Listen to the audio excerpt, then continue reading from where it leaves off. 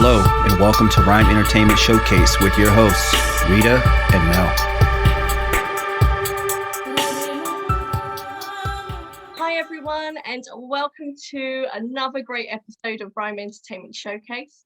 Today we have singer, songwriter, composer, actor, and anti-bullying spokesperson, Dom Colizzi. Welcome to the show. Welcome, Dom. Thank you so much for having me. Appreciate you.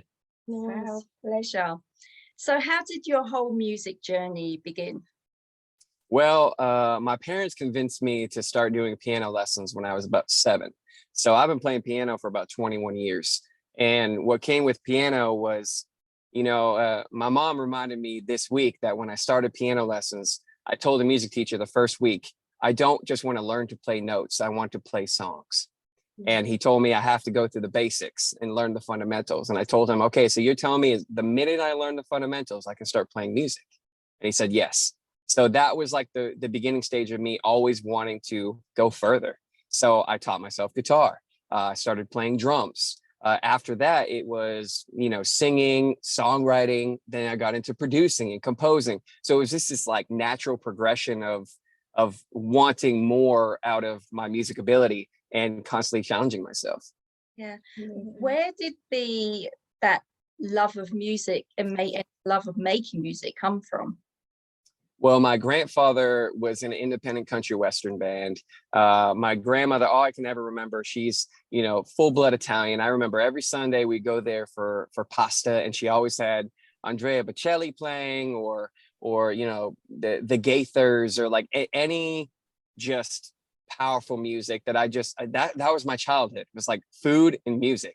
Amazing. So for me, it was like, my mom plays piano, my dad plays like the organ by ear. So it was just natural for me to just kind of pick up an instrument. But I decided to keep pursuing it when, not just have it be a hobby, but make it a career. Yeah. Awesome. Yeah, absolutely. So, you've gone through quite a lot in your journey, and one of that being is, having a troubled experience during high school.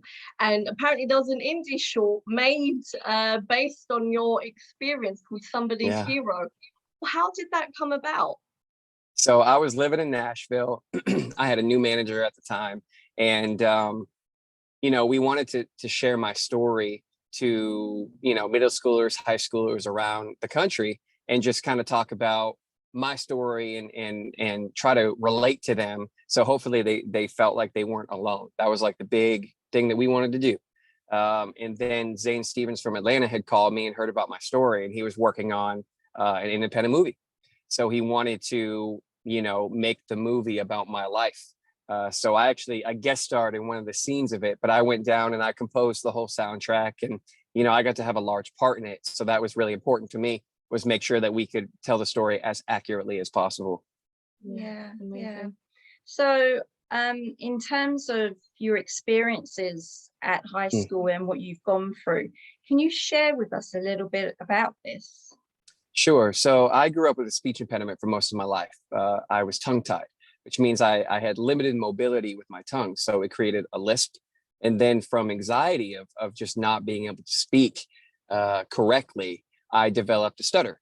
So, I was always very anxious. I had depression, couldn't talk like the other kids. And I gave up playing sports to do music and acting. And at my school, that wasn't a preferred thing to do. So, kids can be cruel, just to pretty much keep it simple. And so I just had a really, really dark high school. Middle school, I didn't even realize I had a speech impediment until going into high school, because that's when kids really start to kind of point out your flaws. And that was really, really big for me, was trying to figure out who I am, who I wanted to be, but also why was I so different than these other people? Why can't I talk like them? Why can't I fix this about myself? So it was a big challenge that I felt I had to go through, and I felt very alone. Like my parents didn't even know that I was going through all this stuff till I was about 17, because I kept it hidden for so long. Yeah. Yeah, amazing. Going through such a journey and an experience like that, I know that this took you to actually undergoing surgery at the age of 19. What was that like? You must have gone through a lot of emotions around that time when you were going through surgery. So, the surgery was literally 30 seconds. Like they literally just they snipped the little cord under your tongue. Yeah. So they numbed it, they cut it, and we were done. And I was like, okay, so what now? And they're like, well, the next few days are gonna hurt because you don't realize how much you use your tongue until it's cut. And it's a muscle. So it was excruciating pain for the next 3 days. Like you couldn't even drink water, you couldn't breathe without feeling your tongue muscles. So that was brutal for me. But then when the pain went away, it was a blank canvas for me. But that comes with a little bit of being nervous and scared because you're like, I'm not going to a speech pathologist to learn how to speak. I have to learn it from watching you. So I had to practice in the mirror and practice my placement. And it took me a good, I would say 5 years to really like get to the point where I'm at now. And even to this day, whenever I play a show, my tongue and my throat swell up because it's just, it's still pretty new. So you got to think like as a baby, when you learn to talk, you don't think about how to speak. Like it just kind of naturally happens. You think about how you speak when you're trying another accent or when you're, trying to replicate someone or emulate them. But it's very different when you don't know what your own voice is, when you don't know how I'm supposed to speak. So I had moved to Nashville. Even though I'm from the North, I moved to Nashville the same time that I was learning to speak. So I picked up on this country accent very, very quickly because I was emulating all the people I was around when I was songwriting. So that's really like for me. And I've even worked on trying to drop it a little bit, especially, singing pop music. But it's a challenge for me because that is how I learned to speak, later on in life. So that's always an interesting story to explain to people when I'm from the North, but, have been in Nashville for 7 years. Wow. And it really just goes to show that it's who you're around that you start to pick up their Absolutely. accents. It's so easy to do that. Yeah, it's amazing in that sense. Yeah. Wow. Go ahead. I was just going to ask, what kept you going through those dark difficulties? Because obviously it's not only, that was a huge part of it, but also getting that confidence and like overcoming the anxiety. What got you through that and how did you do it? I was 16 years old and I saw a concert at the Civic Center in kind of like my hometown. And we saw a band named Sugarland, and we saw who was it? Matt Nathanson play. And I was up in the nosebleed sections, and I remember seeing Matt Nathanson sing his song, "Come On Get Higher." And when he sang that song, it gave me chills. And I said, I want to do that the rest of my life. Like, I don't know how I'm going to get there, but I want to do it. And I've always wanted to meet Matt Nathanson just to like thank him for like making such an impact on my life. But that's really what it was. I grew up listening to Justin Timberlake, and I got into learning about the songwriters behind the music. And it was just, I just reminded myself that this high school, 4 years was really nothing in the grand scheme of things. And I started to realize there were a lot of artists that had similar stories to me on like, they were very different in high school and they were, quote unquote, picked on for being different. And then they became these mega stars. So for me, it was like, well, hey, if they went through it, I can go through it. Mm-hmm. So I just, I toughened it out in a sense. It was like knowing there's more, knowing I'm capable of more. And that's really what drove me was just, I wanted to be the man that looked back and could look at myself and say, look how far I've come. So that's really what it was. Yeah. Absolutely. Kind of moving forward, because you're also an anti-bullying spokesperson, and I believe there's an anti-bullying tour that's happening nationwide, I believe.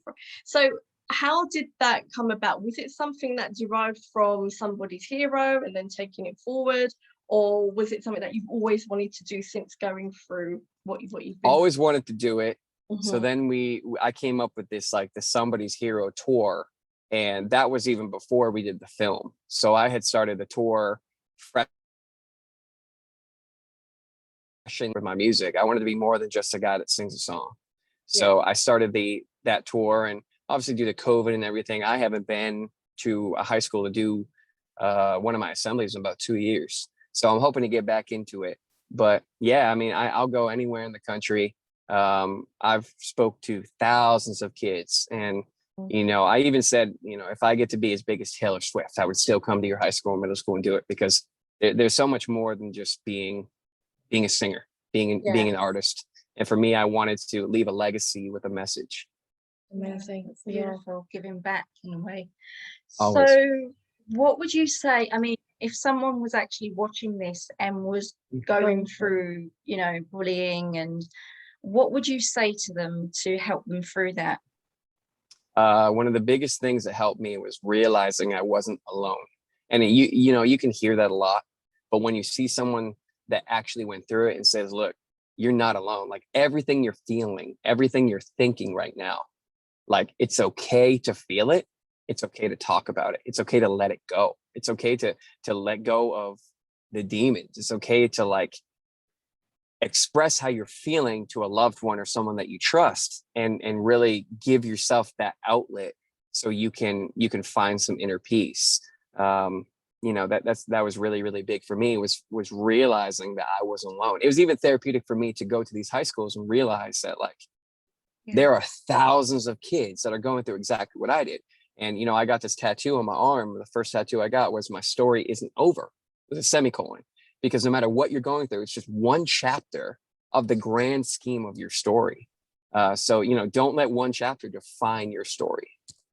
Definitely. That's great. Amazing. And I think as well, because even over here, there's so much going on in terms of bullying, and that's via social media, as well as school as well.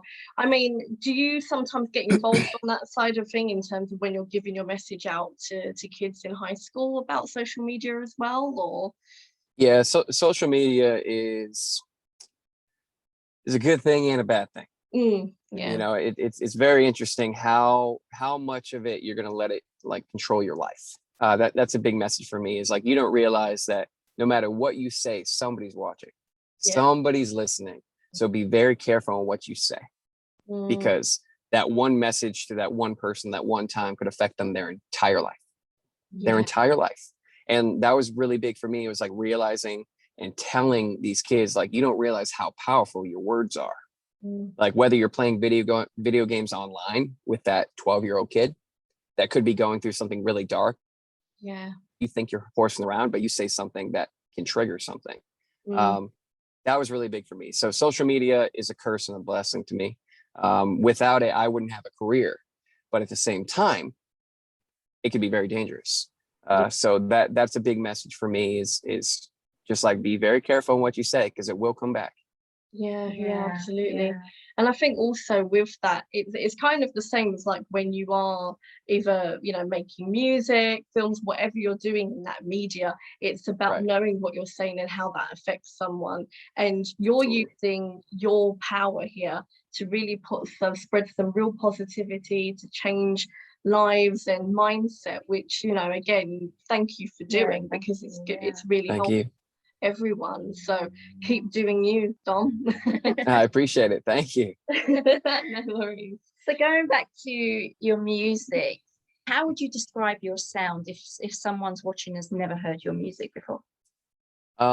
It's definitely pop R&B influences on your melody, but lyrically, I have a lot of background with Southern roots, like country music. Country music tells the best stories, but I believe pop has the best melodies. And chord progression. So for me, it was, I have a coast to coast sound, living in Maine and then LA and then in Nashville. I kind of developed this pop R&B with some Southern roots. Yeah, definitely love it. I always say that my fans go to a Dan and Shay concert with cowboy boots Friday night, then they go to a T-Pain concert with a snapback on Saturday. Yeah, absolutely. Amazing. Love it. So let's talk about your new single, Demons, which is out now, was released in May, I believe. What is the song about?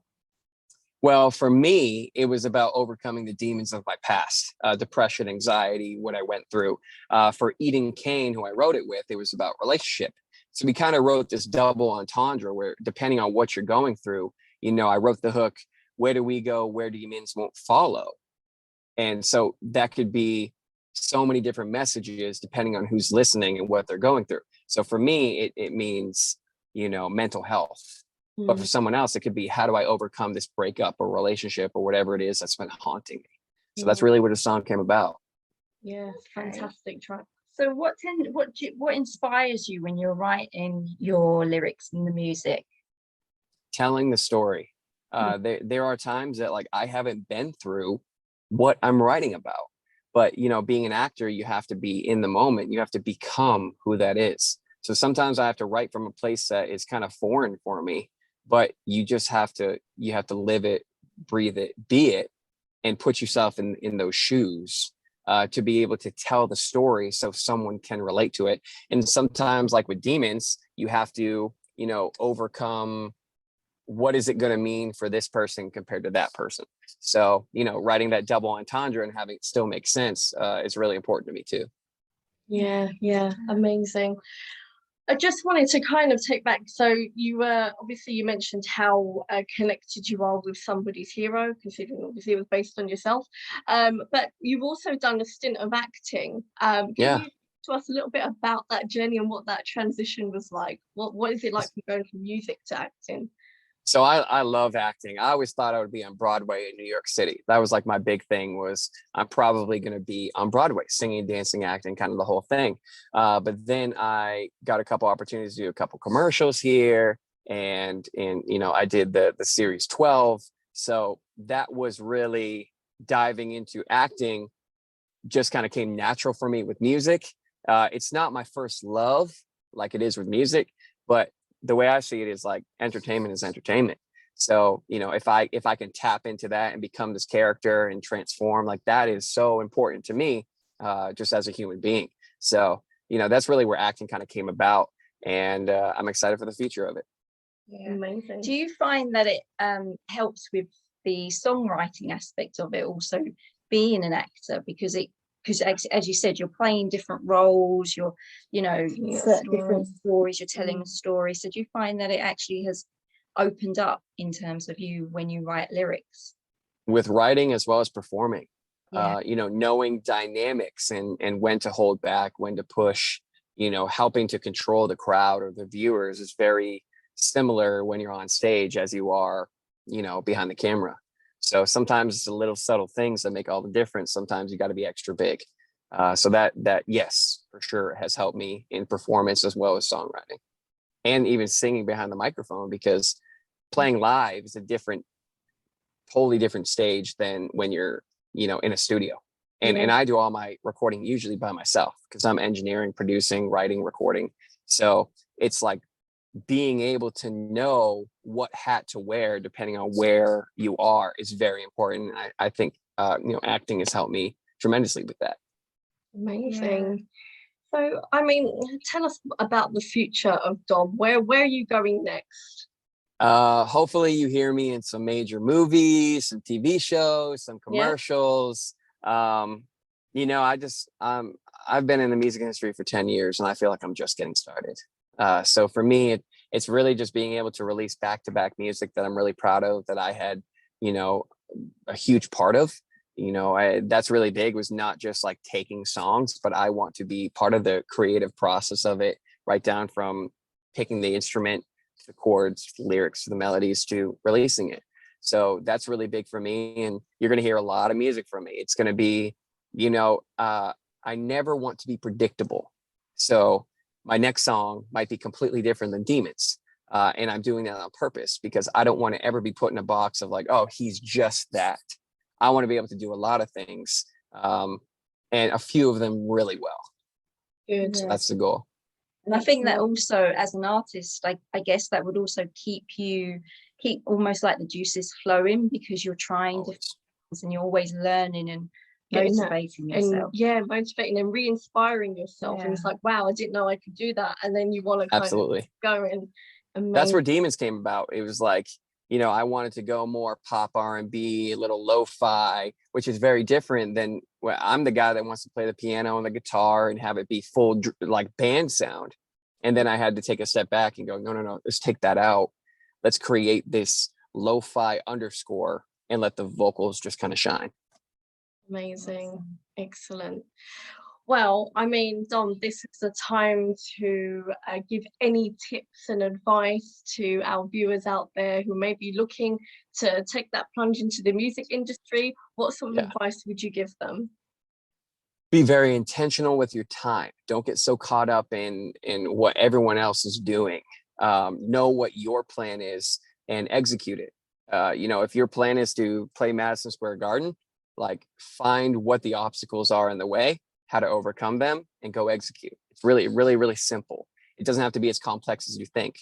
Don't think that you're just going to put a video out on TikTok, blow up overnight, and have success. The odds of that happening are very, very slim.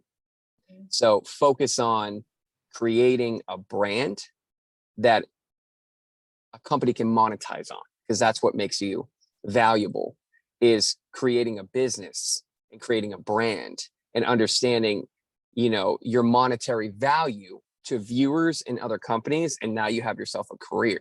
You know, if people can make money off of you, then you are far more valuable. But also stay true to who you are as an artist and don't get so caught up in the hype. Yeah. Awesome. Love it. Love it. Absolutely. Great love tips. it. Thank you, Dom. Definitely. Thank you for having me. No worries. So where can our viewers find out more about you? Where's the best place to go? I would say Instagram. Facebook's cool, but sorry, Zuckerberg. I just don't like your algorithms. You know, it is what it is. I like Instagram far better. I think it's more of a glimpse into people's lives. So, you know, Instagram at Dom Colizzi. You can also check out domcolizzi.com. Check out Demons on Spotify, any sort of streaming platform that you use. You can check out Demons, and be on the lookout for some new music. It's coming soon. Amazing. Forward to it. Definitely. Just keep doing what you're doing, Dom. It's brilliant. And Thank we you. cannot thank you enough for being on the show. Thank you. It's been great. Thanks for having me. I appreciate you. We hope you enjoyed the show. Stay tuned for more Rhyme Entertainment Showcase. Where did the time go? Cause it seems to pass so fast, like a river flowing into open water, baby, make it fast. You're making my mind float, and my thoughts are in the past. Picture perfect, was it worth it? Going through all of these photographs. Is it working? All the swerving? Are you hurting from the nerves where you think of me like I